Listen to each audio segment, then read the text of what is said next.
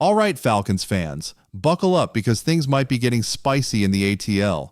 There's a lot flying around right now. Rumors, reports, whispers in the wind, and one of them, it's got some serious heat.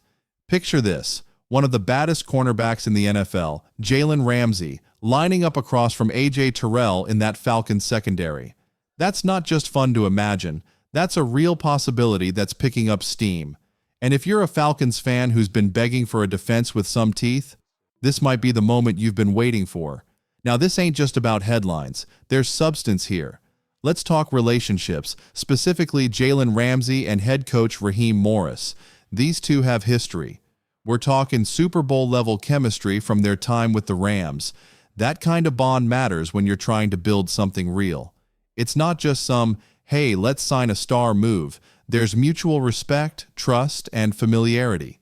That makes Atlanta not just a landing spot, but the right spot. Let's be honest, the Falcons' secondary has been a weak link. You drop Ramsay into that group, suddenly you've got a corner duo that makes quarterbacks sweat, that changes game plans, that forces mistakes, that gives your pass rush more time to eat. That's how you start turning a defense around. But hey, we gotta be real. Ramsay's contract? It ain't cheap. He's signed through 2028, and at 30, you're not getting a spring chicken. That price tag is no joke. And if you look at how the Falcons are operating this offseason, they're not exactly swinging for the fences, letting vets walk, barely dipping their toes into free agency. Leonard Floyd was the only real splash, and that felt more like patchwork than a power move. And then there's the quarterback thing.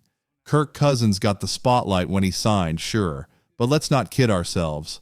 The buzz is already shifting to Michael Penix Jr. The kid's got the tools, and Atlanta clearly sees him as the long-term play. They're building for tomorrow, not just today. So here's the big question. Does Jaylen Ramsay fit into that vision? Is he the missing piece that speeds this thing up? Or does adding a high-priced vet go against the plan they're quietly building? That's the tension. And it's what makes this such a big moment for the franchise. But one thing is clear. Whether Ramsay suits up in red and black or not, the Falcons have to get serious about fixing their defense. And that starts with the NFL draft. All signs point to edge rusher being the top priority. All right, so let's say the draft board doesn't break the Falcons' way. What if the top guys they're targeting are off the board by the time they're on the clock? That's why Atlanta's doing their homework like a bunch of draft day nerds. And I say that with respect. The front office is grinding, and we've got the notes to prove it. They've been bringing in a bunch of different prospects for visits.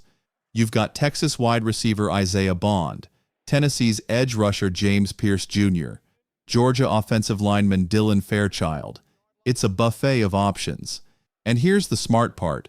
Even if they grab an edge rusher early in the draft, they might go back to the buffet for seconds on day 3. That's how badly they need help off the edge. Let's get into some sleeper names because this class has a few under-the-radar dudes who could turn heads. First up, David Walker from Central Arkansas.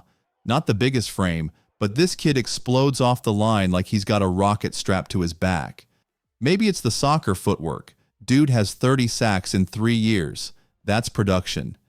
Then there's Barron Sorrell out of Texas. He's got more length, more power, and really solid hands. He's the kind of guy who could give you versatility across that defensive line, especially in 5-tech looks. And don't sleep on Colin Oliver from Oklahoma State either. He's all speed and first-step juice. He's not going to be your every down guy, but if it's 3rd and long, just let him go hunt quarterbacks. Now picture this scenario. Atlanta takes a top-tier edge early. Let's say Mike Green from Marshall like Mel Kiper suggested. Then in the 2nd round, they lock down Notre Dame's Benjamin Morrison. That kid would have been a first-rounder if not for a hip injury last year. And let me tell you, that 69.9% completion rate allowed by the Falcons last season, Morrison helps fix that day 1. Suddenly you're seeing a defense coming together. Maybe you don't even need to swing for Jaylen Ramsay after all. But, if Raheem Morris wants that alpha in the secondary, that vocal leader, that dude who walks into a room and changes the temperature, then Ramsay still makes a ton of sense. You just can't ignore the bond those two have from their Super Bowl run. That stuff matters, especially when you're trying to build a culture. So here's the question for Falcons fans. Do you go all in on Jaylen Ramsay, contract and all? Or do you stay the course, load up in the draft, and keep building a strong young core? The Ramsay buzz is real, but it's just part of the bigger story here. The Falcons are at a crossroads. Every decision they make this offseason matters more than the last. And for a fan base that's been waiting, patiently, painfully, for a team with real identity and playoff punch, well, what they do next could either take them to the next level or leave them stuck in rebuild purgatory again. Let's take a second and look at what this Falcons front office has actually done so far. I'll be honest, it's been quiet. Like, eerily quiet. While other teams were throwing around cash in free agency like it's monopoly money, Atlanta just sat back, arms crossed, barely moving. Their only real splash? Leonard Floyd. Now don't get me wrong, Floyd's a solid dude. Veteran presence, knows what he's doing, great for the locker room. But he's not the kind of guy you build a Super Bowl caliber defense around. He's a mentor, a stabilizer, not a game wrecker. And that tells you something, right? The Falcons are putting everything into this draft. They have to. Because last year, that defense didn't just struggle, it fell flat on its face. One of the worst in the league in completion percentage allowed. 69.9% to be exact. And when Mel Kiper is calling that out, you know it's bad. So now Raheem Morris and GM Terry Fontenot, they're in the hot seat. This draft is their way out. Whether or not Ramsay walks through that door, they can't afford to whiff on their top picks. If they go with someone like Mike Green off the edge and Benjamin Morrison at corner, boom, now we're talking. Green's got the kind of burst that ruins offensive game plans. And Morrison? That dude's a physical, technical corner that plays like he's already been in the league for 5 years.